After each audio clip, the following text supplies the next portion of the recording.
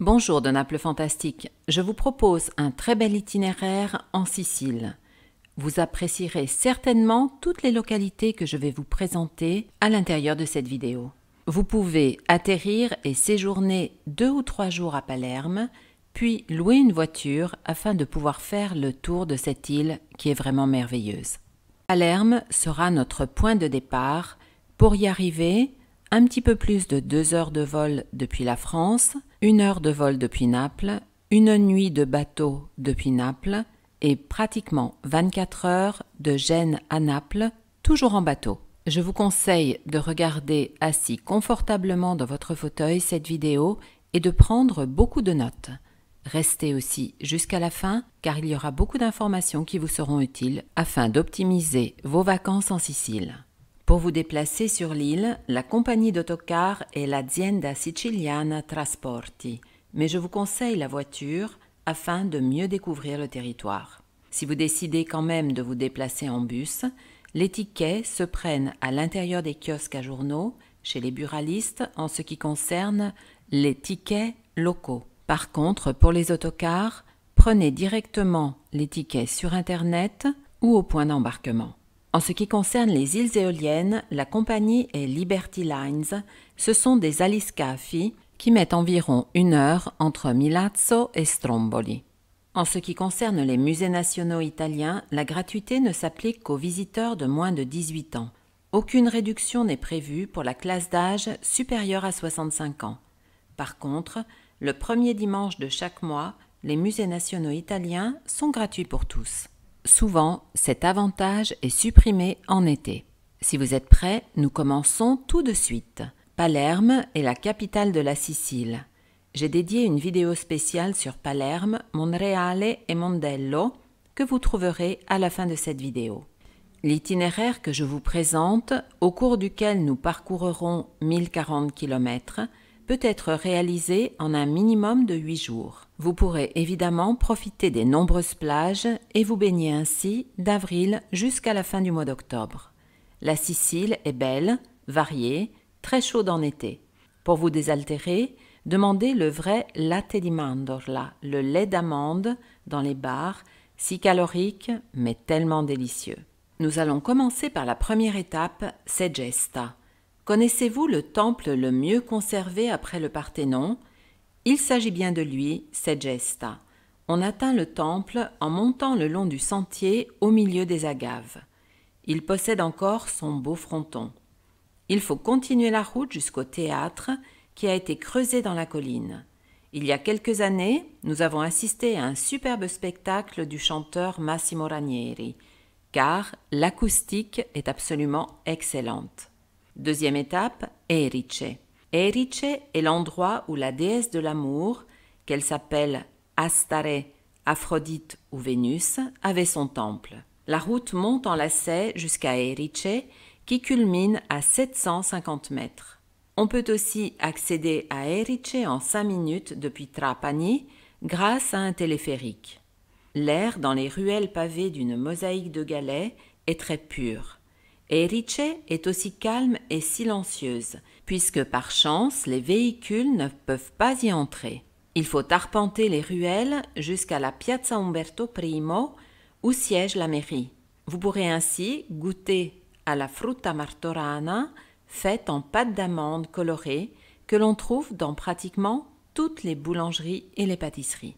En redescendant dans la vallée, on atteint notre troisième étape, Trapani, dont les environs présentent des marais salants ainsi que les derniers moulins à vent magnifiques à photographier pendant la journée, mais aussi au crépuscule. Le musée du sel est aussi très intéressant. Les rues de Trapani se coupent en damiers. Cathédrales, églises et palais sont nombreux à visiter. C'est à Trapani que l'on déguste aussi le célèbre couscous de la mer, absolument un numéro 1 à ne pas manquer. À partir de Trapani, il faut s'embarquer pour les îles Egadi. Je vous laisse ainsi découvrir Favignana. Par rapport à Levanzo, elle est plus grande et les fonds sablonneux sont très nombreux. Empruntez un bus ou louez un vélo pour faire le tour de Favignana. Les plages sont nombreuses. Essayez aussi de demander, si vous le voulez, la parmigiana di tonno, la parmesane de thon, qui est absolument délicieuse. La prochaine étape, Agrigento, Agrigente, la vallée des temples. La vallée dei Templi est en réalité la colline des temples. Une route panoramique permet d'atteindre la zone archéologique.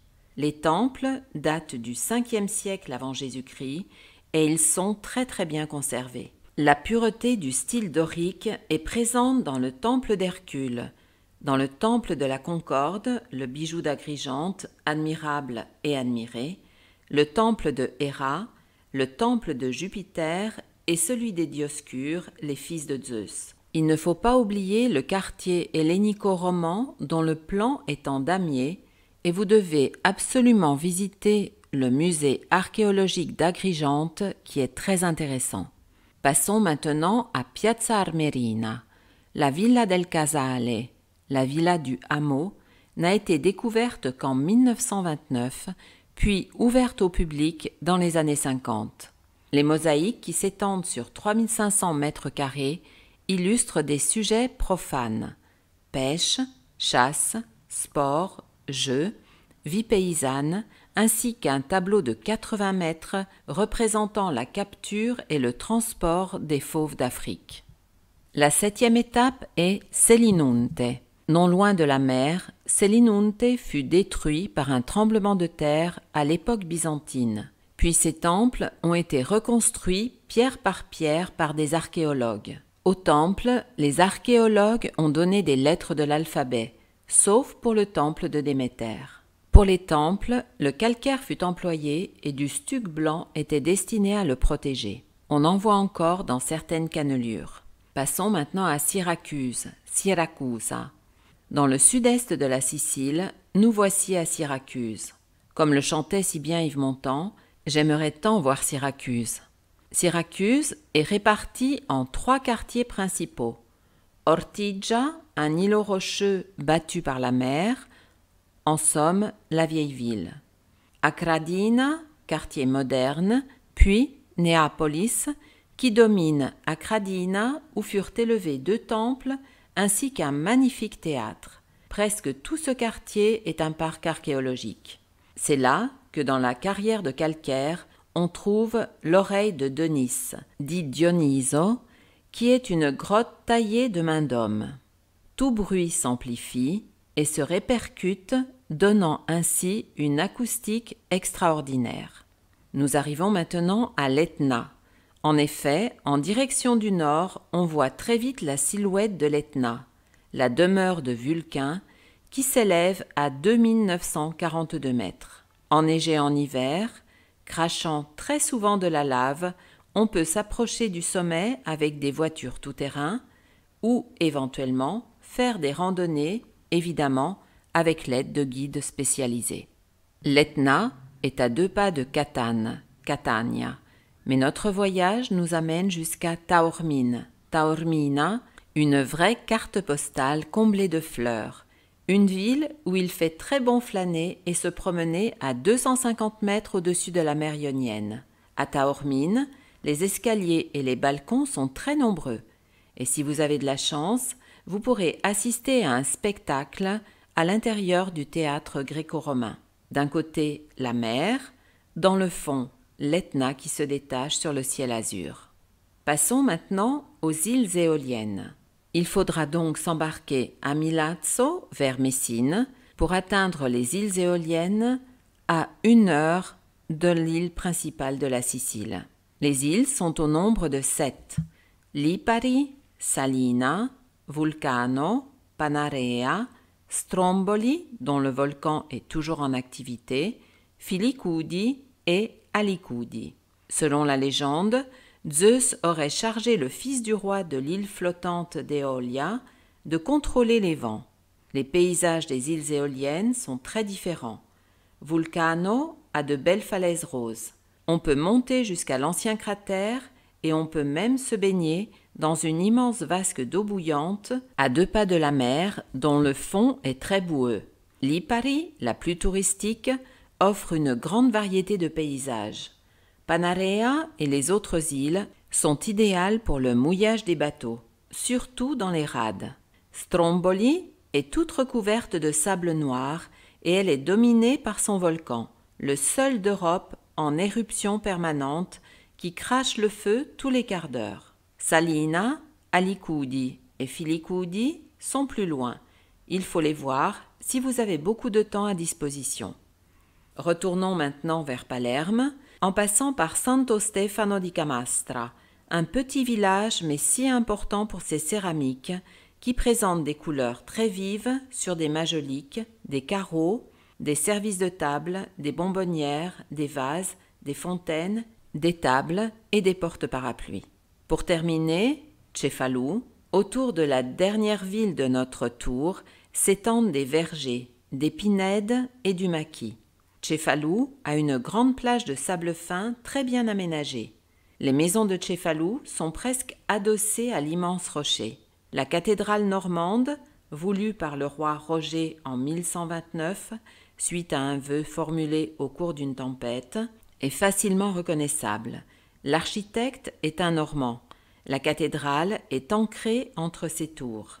À l'intérieur, on remarquera des arcades ogivales ainsi que des mosaïques sur une partie de la cathédrale. Nous retournons maintenant à Palerme pour nous embarquer sur le bateau pour Gênes ou repartir en avion depuis l'aéroport international Falcone et Borsellino de Palerme, Punta Raisi. Pour terminer, voici quelques suggestions pour voir avec vous ce que vous pouvez goûter pendant vos vacances siciliennes. Tout d'abord, la pasta alla norma, où les aubergines sont l'ingrédient principal. L'arancino di riso, le couscous, surtout au sud et à l'ouest. La caponata, éventuellement pris au vol, pane, pannelle et milza. En ce qui concerne les desserts, ils sont nombreux et très variés. Vous connaissez certainement la cassata sicilienne ainsi que le cannolo. Il existe aussi il bucellato, avec beaucoup de fruits secs à la base. Et vous trouverez aussi normal de manger la glace qui vous sera servie à l'intérieur de la brioche. Pour terminer, il gelo di limone de citron ou il gelo di anguria, c'est-à-dire de pastèque, qui est une sorte de gelée ou de flan avec soit le citron, soit la pastèque. Et ceci est très frais en été. Vous pouvez évidemment manger de la pâte d'amande, mais surtout en plein été, boire du lait d'amande, c'est délicieux et hyper calorique. Voici, cette vidéo est terminée, j'espère qu'elle vous aura aidé à préparer vos vacances en Sicile. Je vous rappelle qu'à la fin de cette vidéo, vous en trouverez une autre qui sera dédiée exclusivement à la ville de Palerme. Je vous invite à ajouter des commentaires si vous le désirez et à vous inscrire à ma chaîne YouTube Naples Fantastique, sans oublier d'activer la petite cloche pour recevoir toutes les notifications. Je vous remercie de parler de ma chaîne et de mon site naplefantastique.com avec vos amis et de partager également sans modération. Grazie mille, buon viaggio in Sicilia, vi do appuntamento alla prossima volta.